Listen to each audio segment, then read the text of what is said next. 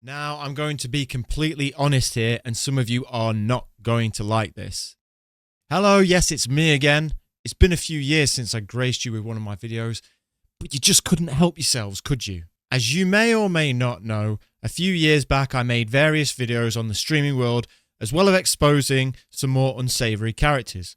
One of my main focus points was people manipulating other streamers and systems. At first, this got me a lot of hate, but as time went on, it seemed the general consensus was that people looked down on these practices, and a lot of the pioneers of that style of live streaming growth seemed to fade into obscurity. But it seems more recently that a lot of these weasels are coming back out of the woodwork, and these kind of scams are prevalent again. It seems there are some new scammers out there as well, so today I want to talk about these practices and the effect that they have on the community.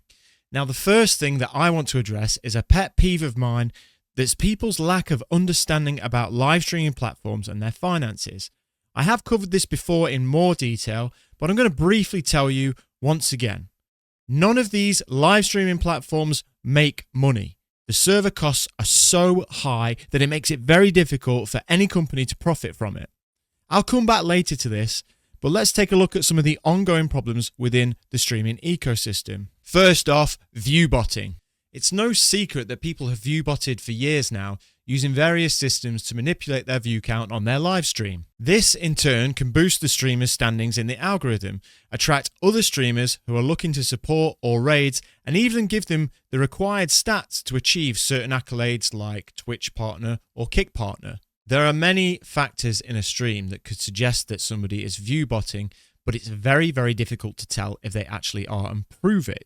There are a couple of websites out there that claim they can tell you who and who isn't viewbotting, but what they do is they take the live streaming viewer count against the active chatters. And although this can be a good indication of who is viewbotting and who isn't, it is not a hard and fast way of proving anything. And you can even get bots that make comments in the chat now. So as I've alluded to, it can be pretty difficult to catch some of these people out. That is unless they out themselves like Gloria RP did on her live stream. Yep, she literally shared her screen with the audience, showing the bot she was using to inflate views.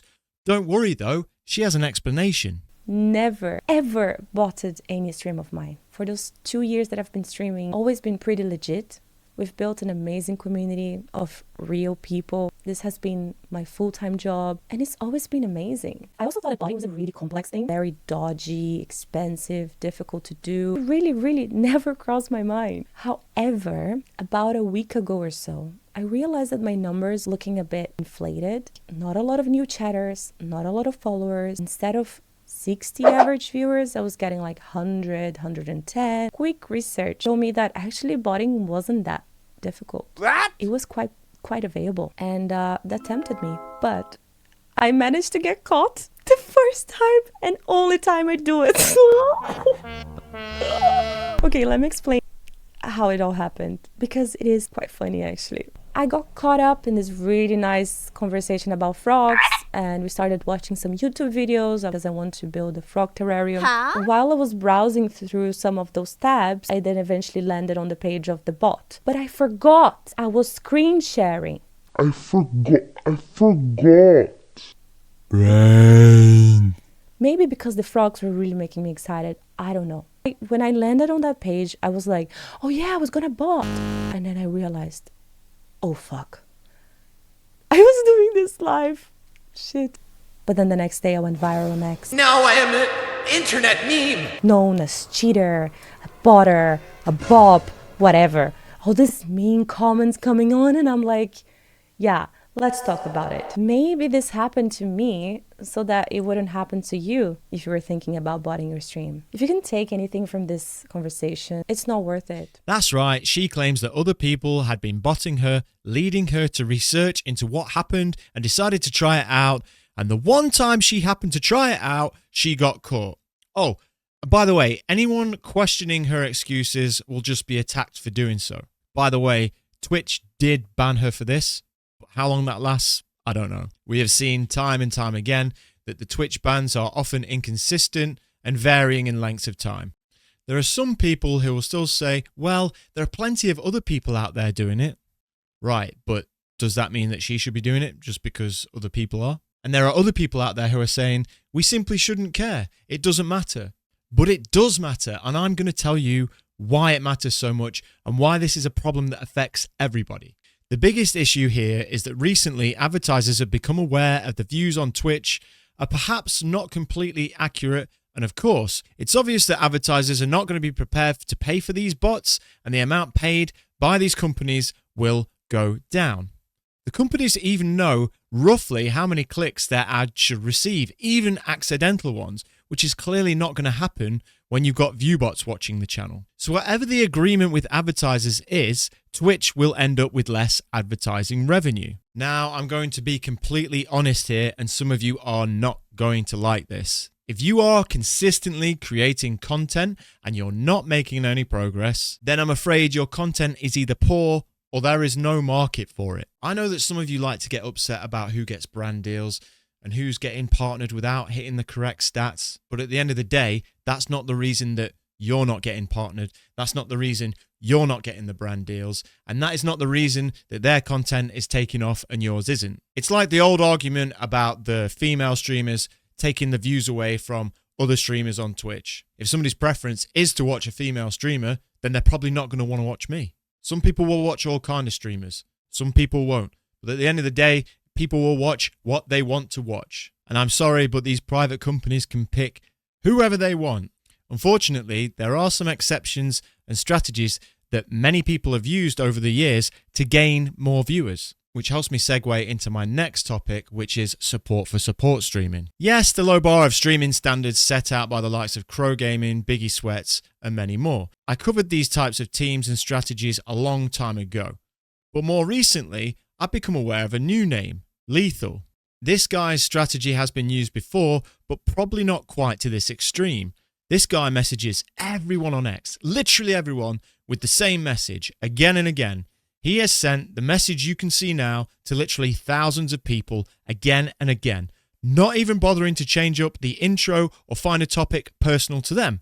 But hey, maybe he just likes everyone and thinks they all have great content, but I'll let you be the judge of that. So, why does he do this? Well, just like the other support for support systems you've seen before, he wants people to believe he is their friend. He'll make out he cares about them, and then he'll show up on their stream and tell them that he's lurking. He does this repeatedly in the hope that they will then in turn come to his stream. A lot of the new and small streamers will then look at follow numbers, which actually mean nothing in the grand scheme of things, especially when you're already following 27,000 people, and think that he holds some kind of clout in the streaming world. They'll show up and tab the stream, even if they're not watching or listening to it in a show of support. And yes, he makes sure that they do that by consistently begging on X that they do tab him up and push him to partner. Now, when I called him out for this behavior, he tried to turn the narrative to say that I hated lurkers. I don't hate lurkers. I lurk myself. I'm often doing work and have a stream on a second monitor. Am I always listening? No. Am I always watching? No. But I am on and off. And I'm doing that because I appreciate the content. I'm never going to do it just to add a number. Now, a lot of people say you should support small streamers. Tab them up. Show them some support. What harm does it do? Tabbing a stream just for the sake of it suggests you're not actually interested in watching it, or that you'd rather watch something else. So what happens is that when you have a stream with lots of tabs, but people don't actually care for the content and are just there to support, well, it's basically a low quality stream that people don't really want to watch. So 2 questions. Why would advertisers want to sit amongst the low quality content? And what are people who might start checking out a platform going to think when they see what they think is a highly viewed stream and it turns out to be trash?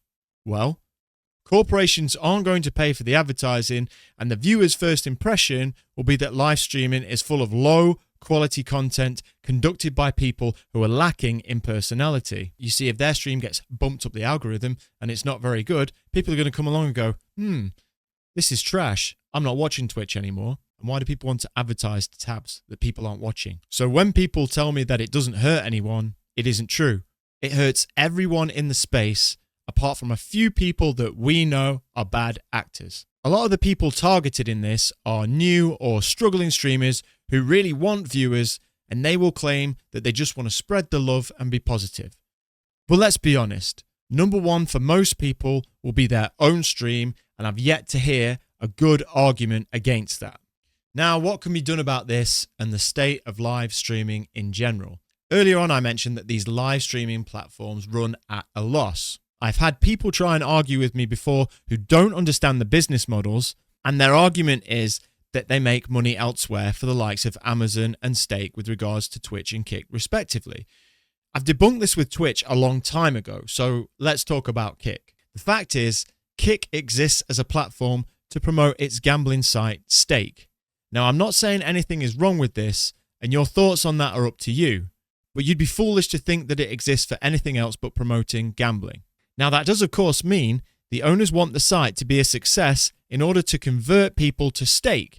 But if this fails to happen, what will happen to Kick? Stake can obviously afford to support the huge server cost of running a platform like Kick, and they do it without external advertising, or at least very little of it. The issue is that if they work out that it's not having a financially positive impact on their Stake site for a continued amount of time, the platform will eventually be gone.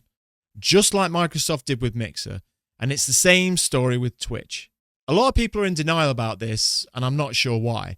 These people didn't get rich by continuously making bad investments. So what can we do about it? Well, fortunately, Kick has regular shows and meetings with their streamers to bring up issues and ideas they think might help. Cue an old friend of mine, it's Crow again. And let's have a look at his idea for Kick. A lot of people, and obviously you don't want to make it mandatory or anything like that, but rather reward behavior, right? So like a lot of people on Kick, they don't host out. And I'm not asking people to host me or host anybody else. But like if they're on KCIP and they do host out, kind of like you're talking about, maybe you could set a dollar amount that they would get on top of their KCIP for that. So it's like, hey, we're going to take my community and we're going to spread it to the Kick community. Like we're investing our community directly into Kick, right? So like, hey, if you do this, you get random number, $20 for doing that, right? If you can do that, or whatever it may be, whatever you guys come up with that makes sense for you. Like it's not make or break for us, but it's that extra little tick that can help us, that we like, that is going to encourage other streamers and KCIP streamers to pour back into the Kick community and make this a better platform than it is already. So Crow wants to give people money for raids. This is a terrible idea. Not only because you're going to get people manipulating the system for money, but also it's more of an expense to Kick. Seeing as their only way of making money is through Stake, because subs on Kick give a 95% split in favor of the creator, to which I assume the other 5% is to cover transaction costs, there aren't any ads, and they already pay out to a lot of creators just for their time streaming on the platform, which on a side note, I also think is a bad idea because it encourages longer streams at a lower quality rather than shorter streams at a higher quality so that they can make more money. See, this is what really puzzles me. I've seen comments thinking that Crow's ideas are great, and I don't understand it at all. When you consider that Kick's only way of making money is to drive people over to Stake, shouldn't your ideas be about making the platform Kick itself more sustainable? If you ask me, a lot of these people who go into these Kick chats are just yes men. They don't actually want to challenge the owners, they just want to be favoured, and they don't have the creative flair to come up with a better and more sustainable system. Kick is also predominantly streamers watching streamers. They paid a lot of money in order to bring over big names, and with those big names will come a lot of non-streamers. But it seems most of those big names have now gone back to Twitch. And yes, I know streamers are also viewers, but Kick needs way more than just streamers. And as I've said again, the problem with having a platform that is just streamers is everyone cares about their own stream more than supporting everybody else. Don't get me wrong, of course there's going to be the odd outlier. Of course there are good people who do want to see others exceed over themselves, but they're few and far between. And I think that most of those streamers care more about their own stream than they do about gambling on Stake. Yes, I know that some of the streamers are sponsored by Stake and do gambling streams, but from what I've seen, I don't think there's enough people being converted over to Stake and the gambling sites. So, to summarize, the streaming space is in a tight spot and on borrowed time. Advertisers are reluctant to use these platforms with the constant controversy involved, and the financial model is not sustainable. If you want my opinion on how it could be improved, the amount new streamers can use the service should be limited. They take up a lot of bandwidth and are often streaming to nobody. I think that the new streamers should be given time to prove themselves or should show that they already have a decent platform. And then if they can make a success of those few hours that they get, then they can be allowed more bandwidth. And this in turn boosts the quality for the entire live streaming platform itself. And on top of this, Twitch and Kick both need to be more consistent in their terms of service, and I don't think there's many people that will disagree with me on that one. Ultimately, I don't see Kick ever being able to turn a profit or turn enough people to gambling without advertising. And I think given with a lot of the things that have happened on the platform, that's not really an option for them at the moment. I genuinely want to know what you think about what I've said today. Anything you want to ask, anything you want to comment, I will do my best to reply to it. So hit up that comment section, and I guess I'll see you in another couple of years? See you.